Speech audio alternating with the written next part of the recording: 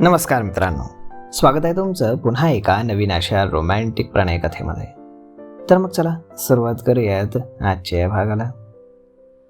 Milan fashion शोमध्ये western संगीताच्या धूनवरती थिरकत असलेली कायरा पाहून देशपांडेंना आश्चर्याचा धक्का बसला होता.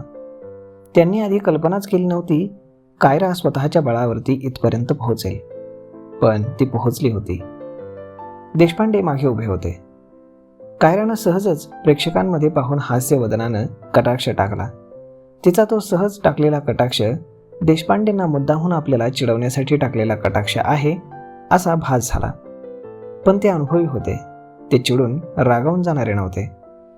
तिला इथं कोणी पाठवलं, यात आपले कुणी शत्रू तर नाहीत ना, या साऱ्या गोष्टींचा शोध त्यांना घ्यायचा होता. त्यासाठी तिला भेटणं आणि तिच्याशी प्रेमानं बोलणं गरजेचं होतं. ला पियाजो हॉटेलमध्ये देशपांडे कायराला भेटले. प्रशस्त हॉटेलच्या लॉनमध्ये कायरा बसली होती. मयूर यायला काही अवधी होता. तितक्यात तिच्यासमोर देशपांडे अवतरले. कायरा, माय डार्लिंग, तुला इथे पाहून मला खूप आनंद झालाय, ते उसण्या उत्साहानं बोलत होते. थँक्स मिस्टर देशपांडे, मलाही तुम्हाला पाहून आनंदच वाटला, ती कोरडेपणानं बोलली. कायरा, तुझा माझ्यावरचा राग मी समजू शकतो, ते हुशारीनं बोलत होते. आणि कायराही आता पूर्वीची कायरा राहिली नव्हती. ओह, तसं काही नाही आहे देशपांडे, तुम्ही मला तुमच्या पार्टनरशिपमधून बेदखल केलं म्हणून मी तुमच्यावर रागावले नाही. मी रागावले कारण तुम्ही मला भेटला नाहीत.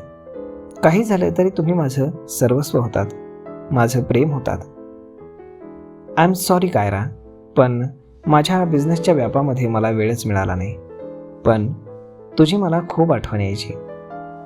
कायरा त्याच्या प्रेमळ बोलण्यामागे असलेल्या हेतूला समजून घेण्याचा प्रयत्न करत होती. आज इथे मिस्टर धवनसोबत बिझनेस मीटिंग आहे. आणि तू?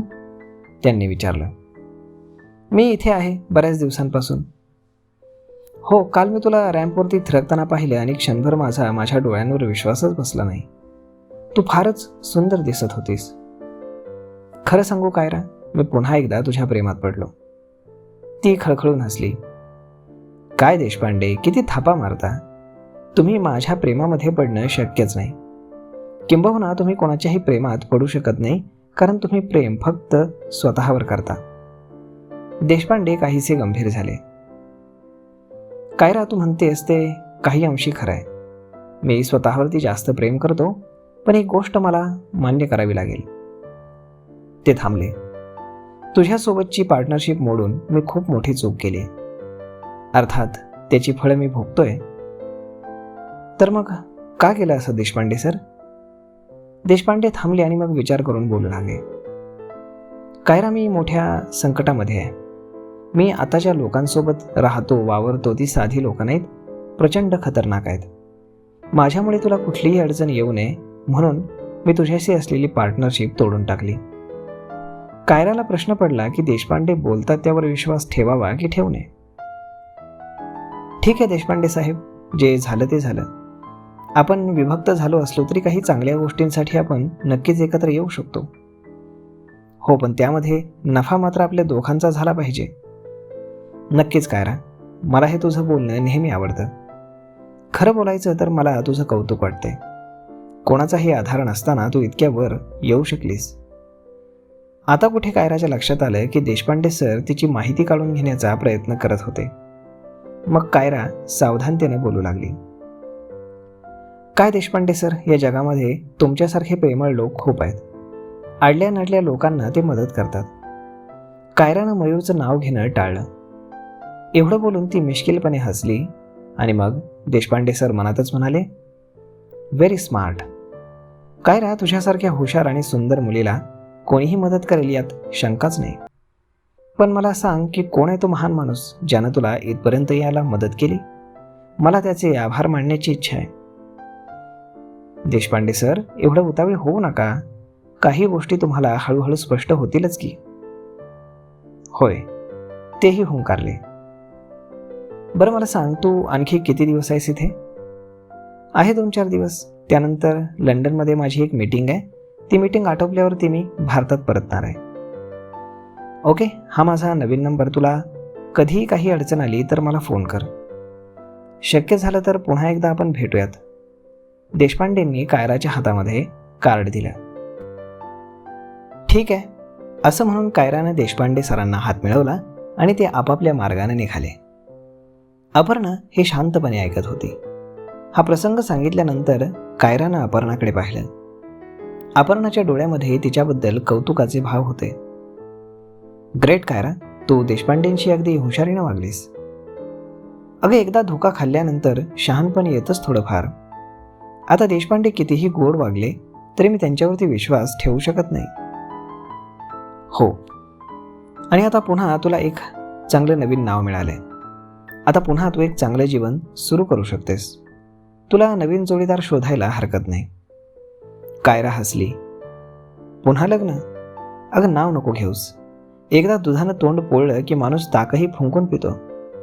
एक अनुभव घेऊन पाहिलाय. एक कुठे ग, 3 अनुभव झाले तुझे. तिसरा कोण?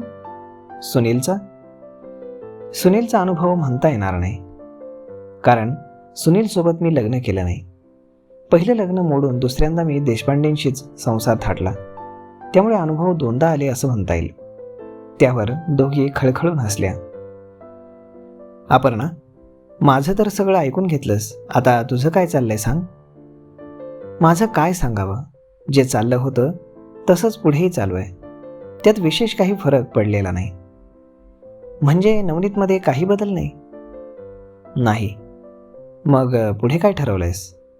तेच तर सुचत नाहीये. मग तू मला जो काही सल्ला देतेयस नवीन पार्टनर शोधण्यासंदर्भात, तो सल्ला तुझ्या जीवनातही प्रत्यक्षात का आणत नाहीस? माझंही तुझ्यासारखंच झालंय. या लग्नाचा अनुभव मला चांगला नसल्यामुळे मला असं वाटतं की पुन्हा पुन्हा त्याच गोष्टींमध्ये अडकण्यात काही अर्थ नाही. थोडक्यात काय तर आपण दोघीही समदुःखी झालो आहोत. हे बोलताना कायरानं तिच्या डोळ्यात खोलवर पाहिलं. काय विचार करतेस? काही नाही. अपर्णा, मला तुझ्यासारखा बॉयफ्रेंड हवा होता. समजून घेणारा, मन मोकळा, मनापासून प्रेम करणारा.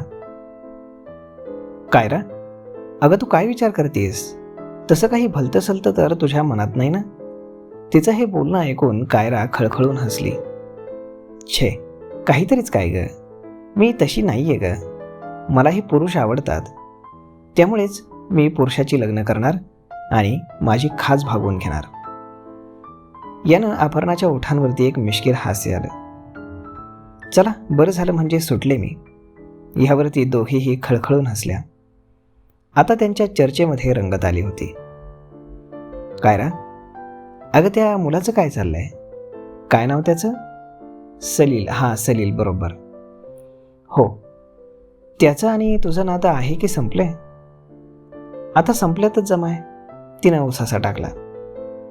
काय ग, काय झालं? त्याला एक नवीन गर्लफ्रेंड मिळाली आहे. अगोदर तर तूच म्हणायचीस त्यानं गर्लफ्रेंड शोधावी. अगोदर तसं वाटायचं ग, पण काल प्रसंगी मला जरा वेगळंच फील झालं. कसं? मला सलीलची गरज आहे. त्याचा तो उठलेला बाबूराव मला सलामी देत असतो. आणखी काही दिवस तरी तो मला हवा आहे. ही माझ्या मनामध्ये एक सुप्त इच्छा असल्याचं मला जाणवतंय. म्हणजे तुझं कसं झालंय, सोडलं तर पळतंय आणि धरलं तर चावतंय, बरोबर ना? आता मला त्याला आत्ताच सोडण्याची इच्छा नाही, पण तो माझ्यापासून दूर जातोय. अपर्णा या वाक्यानं उदास झाली होती. तर मग मित्रांनो, तुम्हाला काय वाटतं? अपर्णा एवढ्या सहजासहजी सलीलला सोडेल? पाहूयात पुढच्या येणाऱ्या भागांमध्ये, कळेलच. तर मग मित्रांनो, आजचा हा भाग तुम्हाला कसा वाटला हे तुम्ही आम्हाला कमेंट करून नक्कीच सांगा. आणि जर आवडला असेल तर आपल्या जवळच्या मित्रमंडळींसोबत देखील हा व्हिडिओ तुम्ही शेअर करायला विसरू नका. धन्यवाद.